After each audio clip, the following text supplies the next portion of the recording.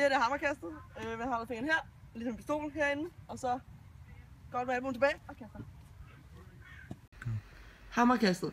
Teknikken ved det her kast er, at armen går tilbage, så når armen svinges fremad, kan der komme fuld fart på. Derudover skal albuen først frem, mens underarmen og hånden bliver tilbage, altså bag ved hovedet. Herefter så bevæges underarmen og hånden nu frem, og frisbeen kastes, ligesom en katapulteffekt. Benene skal være ved siden af hinanden, og ikke stå lige så forskudt i videoen, som jeg gør. Der skal ikke være lige så meget rotation i kroppen, som jeg gjorde i videoen. Jeg skal huske at bruge håndledet til at styre frisbeens retning, og kroppen skal have fronten mod målet, som jeg ønsker at kaste frisbeen imod. Yes, så har vi forhåndskast, ligesom pistolen igen. Jeg har den ene finger her, og de andre bliver her. Og så tager vi skridt frem og kaster.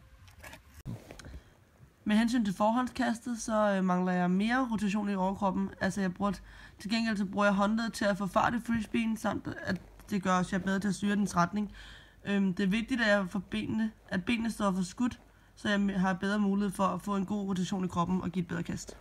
Baghåndskast, man lægger fingeren på ritterne her og resten herinde, holder dem samlet og tager et ben frem og kaster. Og så har vi baghåndskastet. Vigtigt ved det her kast er, at man bruger poweren og farten i håndledet og underarmen til, at man får en god styring af fart i kastet af frisbeen. Benene står også for skudt her, og det er altså, at man får en bedre mulighed for at få en god rotation.